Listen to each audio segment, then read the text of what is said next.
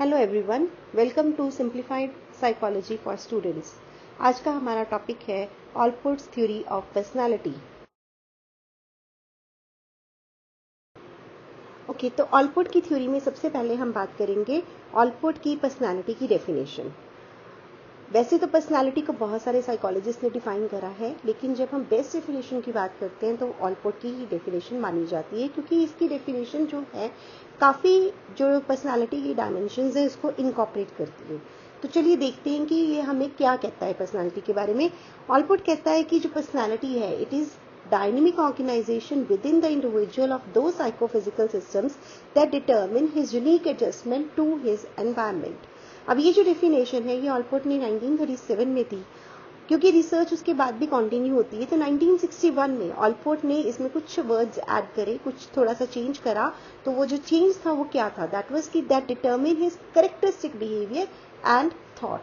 तो let's see कि इस डेफिनेशन का मीनिंग क्या है। सबसे पहले वो बात करता है डायनेमिक। डायनेमिक का मतलब है समथिंग जो चेंज होता है वक्त के साथ या फिर एक्सपीरियंसेस के साथ, लर्निंग के साथ।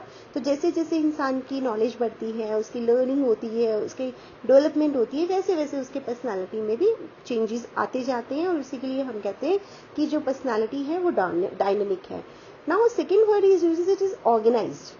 Organisation means it is organize, मतलब वो हैफिजार्ड नहीं है। ये नहीं है कि दो बिल्कुल ही अपोजिट ट्रेट्स हैं। जो ट्रेट्स हैं वो ऑलमोस्ट मिलते जुलते होते हैं। जैसे हम बड़ी इजीली प्रेडिक्ट कर लेते हैं कि अगर कोई इंसान ईमानदार है तो फिर वो पोलाइट होगा, ठीक है, वो उदार भी होगा। तो इस तरह से वो ऑर्गेनाइज ट्रेट्स है।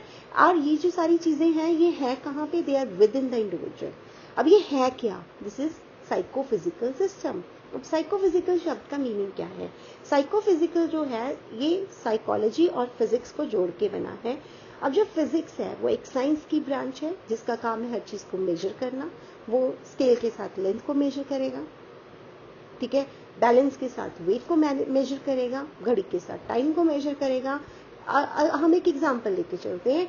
सपोज कि हमें एक फिजिक्स वाला है, उसने एक बल्ब दिया, उसने हमें कहा कि ये जो बल्ब है ये 10 ल्यूमेन लाइट देगा। अगर इसको पावर सप्लाई मिल रही है तो वो 10 ल्यूमेन लाइट देगा, चाहे वो दिन है, चाहे रात है, चाहे पहले से वहां उजाला है, लाइट है, चाहे नहीं है, लेकिन उसकी जो पावर है उस बल्ब की वो क्या रहेगी? 10 ल्यूमेन। बट अगर हम साइकोलॉजिकली बात करें, साइकोलॉजिकली चीजें ऐसे नहीं चलती। साइकोलॉजिकली वो जो 10 ल्यूमेन का बल्ब है, अगर आप उसको डे लाइट में देखोगे तो आपको उसकी रोशनी जो है उस बहुत ज्यादा नहीं लगेगी। आपको लगेगा इससे तो कोई फर्क ही नहीं पड़ रहा, ये तो बहुत थोड़ी सी रोशनी है। लेकिन अगर वही बल्ब 10 ल्यूमेन का जो बल्ब है उसको आप अंधेरे में देखोगे तो आपको लगेगा ये तो बहुत ब्राइट है। तो इसलिए हमें साइकोलॉजिकली चीजें जो है वो सेम नहीं रहती, वो इनिशियल जो वैल्यू है उसके साथ चेंज होती है। तो इसीलिए जो हमारा कंसेप्ट है अलग अलग चीजों का, जो हमारी पर्सनालिटी को डिफाइन करता है वो क्या है? वो साइकोफिजिकल है, वो हमारे अपने एक्सपीरियंस है, और वो हमने फिजिकल जो चीजें हैं उनको अपनी साइकोलॉजिकली इंटरप्रेट करके अपने कंसेप्ट्स बनाए हैं। इसीलिए वो उसको कहता है साइकोफिजिकल सिस्टम्स। और पहले उसने कहा कि ये जो साइकोफिजिकल सिस्टम्स है, जो डायनेमिक ऑर्गेनाइजेशन है, यही हमारी जो इंडिविजुअल है उसकी यूनिकनेस और उसकी एडजस्टमेंट को डिफाइन करता है। लेकिन 61 में उसको लगा कि ये सिर्फ एडजस्टमेंट क्यों हो पाती है? वो इसलिए हो पाती है कि हम जो रिक्वायर्ड है बिहेवियर उसके मुताबिक अगर बिहेव करें और हम उस मुताबिक सोच पाए। इसीलिए उसने कहा कि बेसिकली ये जो साइकोफिजिकल सिस्टम्स हैं ये हमारे थॉट और कैरेक्टरिस्टिक बिहेवियर जो है, जो हमारा बिहेवियर है उसको इफेक्ट करते हैं, विच इन टर्न हमें एडजस्टमेंट के लिए हेल्प करता है। So with this we say that Allport has given one of the best definitions of personality. जो ऑलपोर्ट है उसका पर्सनालिटी की फील्ड में क्या कंट्रीब्यूशन है? उसका मेन जो फोकस है वो क्या था कि इंडिविजुअल की यूनिकनेस, विलक्षणता, ठीक है, उसके ऊपर वो फोकस कर रहा था, उसके बारे में वो जानना चाह रहा था। और वो ये भी जानना चाह रहा था कि कौन कौन सी कॉग्निटिव प्रोसेसेस हैं, कौन कौन सी हमारी कॉग्निशंस हैं या सोचने समझने की जो शक्तियां हैं जो हमारे बिहेवियर को इफेक्ट करती हैं। तो ऑलपोर्ट को अगर हम अपनी साइकोलॉजी की पर्सनालिटी की हिस्ट्री में देखते हैं तो he was the first trait theorist जिसने पर्सनालिटी की बात करी, और उसने ऑलपोर्ट के साथ मिलके 17,953 टर्म्स देखी डिक्शनरी में से, जो कि पर्सनालिटी को डिफाइन करने के लिए, पर्सनालिटी के बारे में बात करने के लिए यूज की जाती थी। तो लेकिन उसने क्या किया, जैसे कि बाकी साइकोलॉजिस्ट कह रहे थे इन कैरेक्टरिस्टिक्स को ट्रेट कह रहे थे, उसने एक नया टर्म कॉइन किया जिसको उसने कहा पर्सनल डिस्पोजिशन। पर्सनल डिस्पोजिशन है इंसान की अपनी व्यक्तिगत डिसीजन है कि वो उसको किस तरीके से रिएक्ट करेगा। सो पर्सनल डिस्पोजिशन की उसने क्या डेफिनेशन दी है, it is a generalized neuropsychic structure which is peculiar to the individual with the capacity to render many stimuli functionally equivalent and to initiate and guide consistent forms of adaptive and stylistic behavior।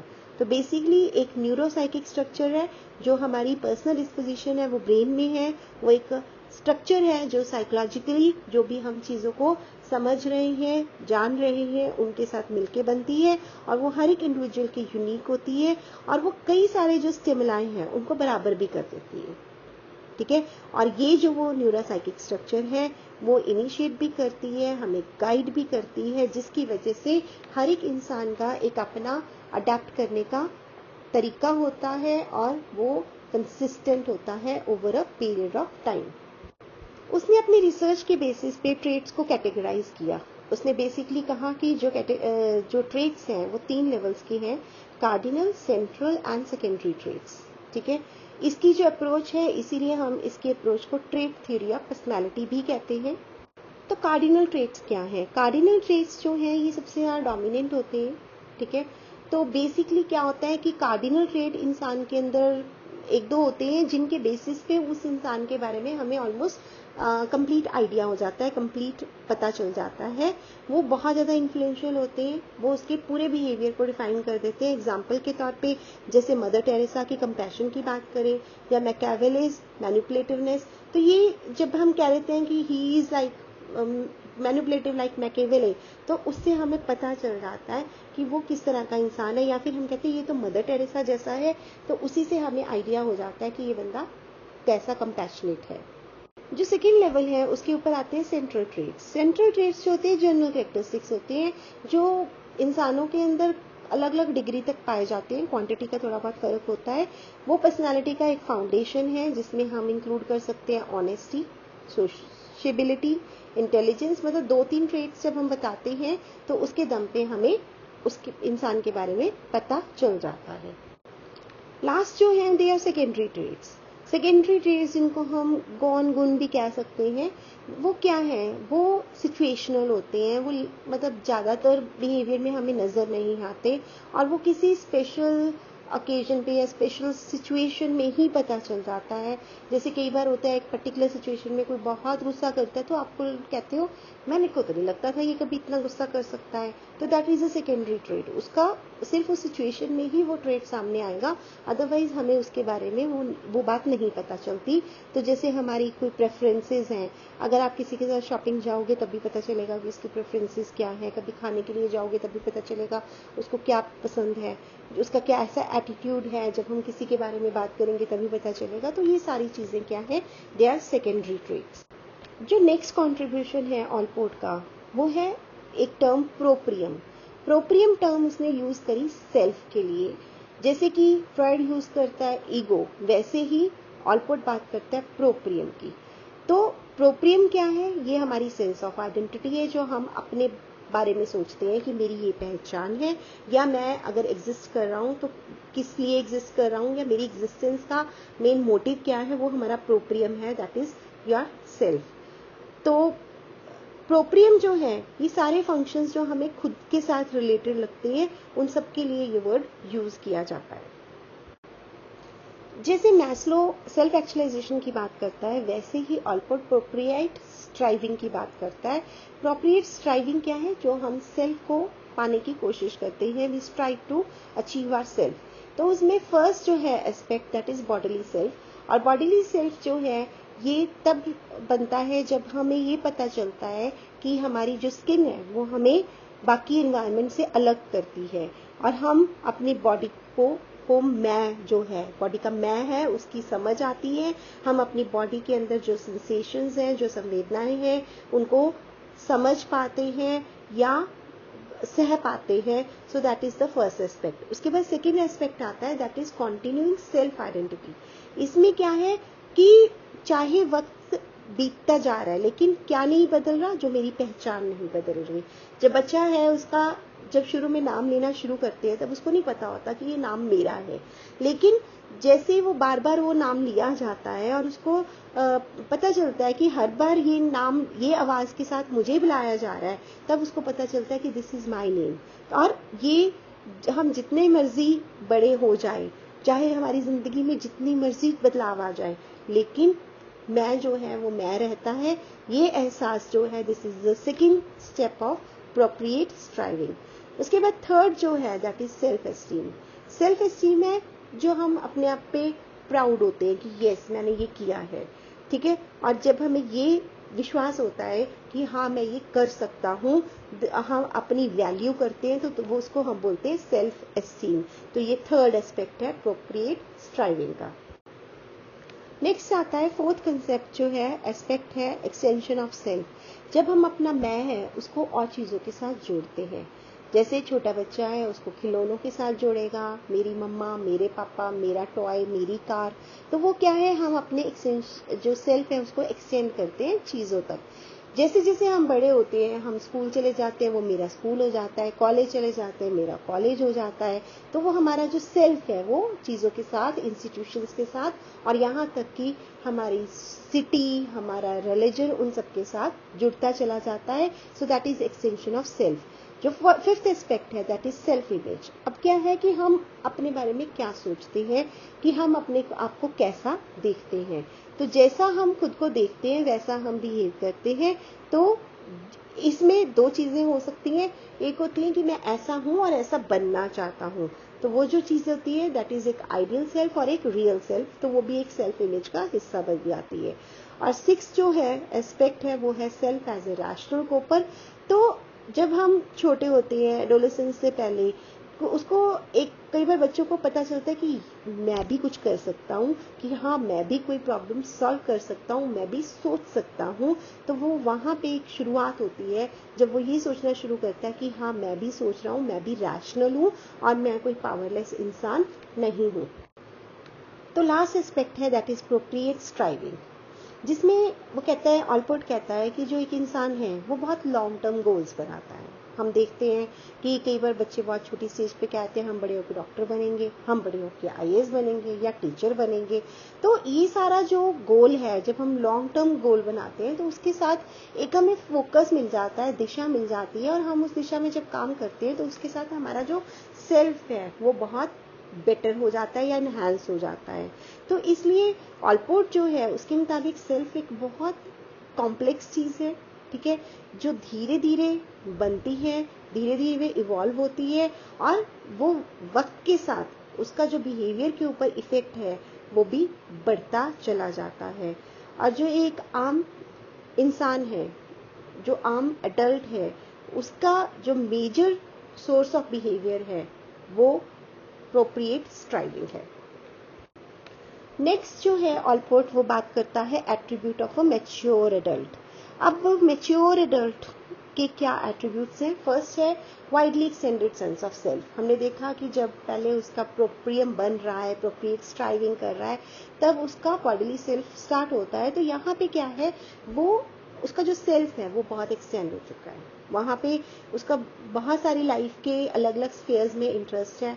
वो कहता है ये मेरा college है, या मेरा religion है, या मेरी गेम है। तो मतलब वो चीजों को डिफाइन कर सकता है, वो बहुत चीजों के साथ मैं को जोड़ सकता है, और वो सिर्फ और सिर्फ उसका जो मैं का कंसेप्ट है उसकी बॉडी या अपने टॉयज या मटेरियल पोजेशंस के साथ नहीं खत्म हो जाता, बहुत सारी और चीजों के साथ जुड़ जाता है। उसके बाद सेकेंड स्टेप पे जो सेकेंड हम एट्रीब्यूट कह सकते हैं, that is ability to relate warmly to others. जो एक आम इंसान है, जो एक मैच्योर एडल्ट है, वो दूसरों की इज्जत करता है और दूसरे लोगों के साथ बड़ी रिस्पेक्टफुली, वार्मली, प्यार के साथ बात कर सकता है, वो रिश्ते बना सकता है, स्ट्रेंजर्स के साथ मिलके भी उनको अपना बना सकता है। तो इसको मैस्लो ने जो है इसको टर्म दिया था democratic character structure. Third attribute है emotional security and self acceptance. जो एक मैच्योर एडल्ट है उसको उसकी जो संवेग हैं वो सिक्योर होते हैं, उसको ऐसा कोई डर नहीं होता कि कोई भी आके मेरी घर में रहने ना लग जाए या फिर मेरे को इमोशनली अफेक्ट ना कर दे या मेरे रिश्ते ना ले जाए। तो बेसिकली वो सिक्योर होता है और वो खुद को अपनी कमियों के साथ या अपनी खूबियों के साथ एक्सेप्ट करता है। फोर्थ एस्पेक्ट जो है, या फोर्थ एट्रीब्यूट जो है, that is realistic perception and skills for coping. उसको पता होता है कि मैं क्या कर सकता हूँ। अगर कोई भी सिचुएशन है या कोई भी काम है, वो उसको रियलिस्टिकली परसीव कर सकता है, उसको समझ सकता है और उसको पता है कि मैं कर सकता हूँ या नहीं कर सकता या करने की कोशिश कर सकता हूँ। तो ये सारे एक मैच्योर एडल्ट के एट्रीब्यूट्स होते हैं। फिर फिफ्थ पॉइंट है दैट इज ऑब्जेक्टिफिकेशन। इसमें क्या है, वो खुद को इवैल्यूएट कर सकता है ऑब्जेक्टिवली, वो खुद को दूर से देख सकता है कि मैंने जो किया वो सही किया या गलत किया। तो वो क्या है, जो भी वो उसने किया उसको वो देख के उसकी रिस्पेक्ट भी करता है और खुद पे भी हंस सकता है। सो दैट इज ऑब्जेक्टिफिकेशन, खुद को दूर से एक वस्तु की तरह देखना। और सिक्स पॉइंट जो है that is unifying philosophy of life. एक मैच्योर जो एडल्ट है उसकी जिंदगी का एक फलसफा होता है, एक सोच होती है जिसके मुताबिक वो अपनी लाइफ को जीता है, जिसके मुताबिक वो अपने एक्सपीरियंसेस को जोड़ता है। जैसे हम कभी भी कहीं जाके आते हैं, हमें वो इधर हम कहते हैं अच्छा था या बुरा था, लेकिन कैसे अच्छा था वो हमारी सोच के मुताबिक, अगर हमें लगता है कि हाँ वहाँ पे जो भी हुआ था वो हम जैसा सोच रहे हैं उसके मुताबिक हो रहा था तो हमें वो अच्छा लगता है। एंड अगर वो ऐसा नहीं होता, कुछ चीज़ें वहाँ पे डिफरेंट होती हैं, तो हम लोग कहते हैं कि नहीं वो अच्छा नहीं था। तो ये हम अपने जो एक्सपीरियंसेस हैं उनको अपनी सोच के मुताबिक इवैल्यूएट करते हैं। जो ऑलपोर्ट हैं, जैसे कि बाकी थ्योरीज को कहीं ना कहीं क्रिटिसाइज किया गया है, ऑलपोर्ट की भी क्रिटिसिज्म आलोचना हुई है। एक तो सबसे पहले वो डायडेक्टिक टोन्स में बात कर रहा है, वो एक ही बात को पहले कह रहा है फिर उसकी नेगेटिव बात कर रहा है, लाइक दो कंट्रास्ट में बात कर रहा है। और जो ऑलपोर्ट की थ्योरी है वो टेस्टेबल नहीं है, मतलब उसने डिक्शनरी में से 17,953 जो शब्द है, 17,953 वर्ड्स हैं, उनके बेसिस पे अपने ट्रेड्स दे दिए और मतलब उसकी कोई टेस्टेबिलिटी नहीं है और उसकी कोई प्रेडिक्टेबल पावर भी नहीं है। और एक और जो क्रिटिसिज्म है दैट इज फंक्शनल ऑटोनॉमी की जो बात करता है, वो नहीं पता कि हम कब इतने हम कह सकते हैं इंडिपेंडेंट होते हैं कि कैसे कौन कौन से उसमें मैकेनिज्म्स इन्वॉल्व होते हैं, तो इसके बारे में वो बात नहीं कर रहा।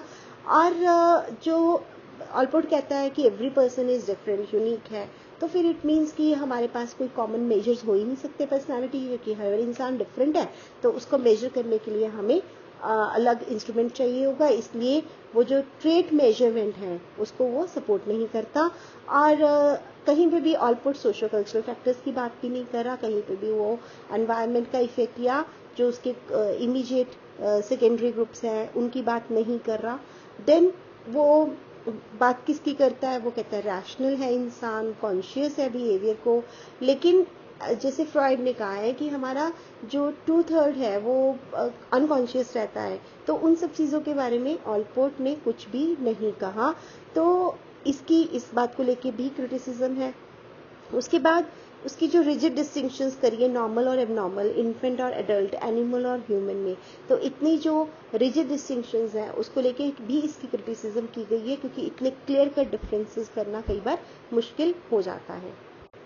तो एंड में हम ये कह सकते हैं कि जो ऑलपोर्ट की ट्रेट थ्योरी है वहाँ पे जो हम कह सकते हैं कि यूनिकनेस और इंडिविजुअलिटी की जो बात है वो यहाँ पे उसने करी है।